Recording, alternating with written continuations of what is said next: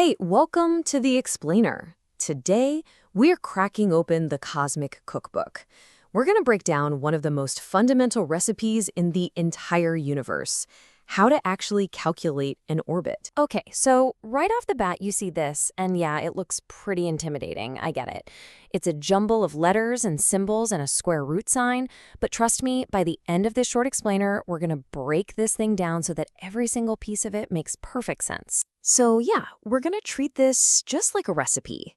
And like any good cook, before you start throwing things in a bowl, you've got to understand your ingredients. So let's do that. What are we actually working with here? First up, we've got M. Now, M is just the mass of the central body. Think of it as the anchor of the whole system. You know, the star, the planet, it's the big, heavy object whose gravity is holding everything together. It's the real heavy lifter here. All right, next up is R. That's the orbital radius. It's really simple. It's just the distance from the center of that big object, Rm, out to whatever is doing the orbiting.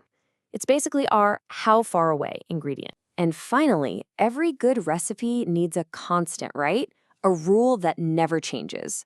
For us, that's G, the gravitational constant.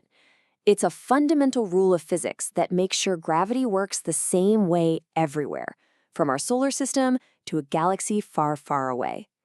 Now, you'll usually see it combined with M, so Gm together just represents the total gravitational pull of that central object. Okay, with our basic ingredients laid out, let's get to the first major part of our recipe, speed.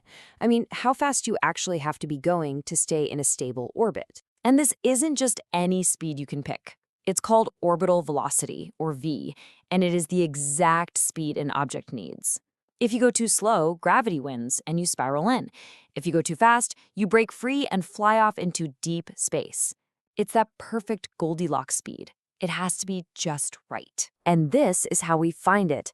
Velocity, v, is the square root of gm divided by r. So what this tells us is that the perfect speed is this delicate balance. It all depends on how massive that central body is and how far away you are from it. So a bigger star or a closer orbit means you need to be going a whole lot faster. So we've got our speed figured out. That brings us to our second key ingredient, lap time. We know how fast to go, but how long does it actually take to go all the way around one time? Now, in physics, there's a term for this. It's called the time period, and we use a capital T for it. It's really just the official name for the total time it takes for something to make one complete lap. For us here on Earth, our time period around the sun is, about 365 days. And the logic for this is so simple, it's beautiful. Think about it. The time it takes to do a lap is just the distance of the lap divided by how fast you're going, right? Well, the distance around a circle is its circumference, which is 2 pi r.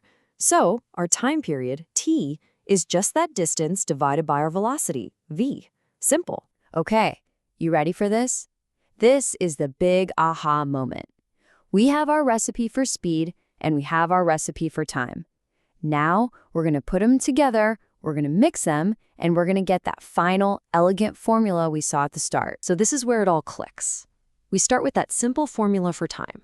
T equals 2 pi r divided by v. Easy enough. Now remember that other formula we had for the orbital speed, for v? Well, we literally just take that entire formula for speed and we plug it right into the v in our time equation. And when we do that, bam, we get our final recipe. It looks complicated, but we just built it from two really simple ideas, how far and how fast. Awesome. So we put the puzzle together. But what does this cosmic recipe actually tell us about how the universe works? Let's dig into the science behind the cooking. See, the physics behind this is just this beautiful, perfect balance. An orbit is basically a constant tug of war. You've got the object's momentum, which is always trying to make it fly off in a straight line, and then you've got gravity, which is constantly pulling it back in. Our formula is the exact mathematical sweet spot where those two forces cancel each other out perfectly, creating that stable, continuous stance. And the formula reveals two really key relationships. First, if you increase the orbital radius r, if you get farther away, the time t it takes to orbit also goes up. Makes sense, right? A bigger lap is going to take more time. But here's the cool part. If you increase the mass, m, of that central body, the orbital time actually decreases because that stronger gravity is whipping the object around its orbit much, much faster. So what does this actually look like in the real universe? Well, it means planets farther from our sun, like Neptune, have incredibly long years.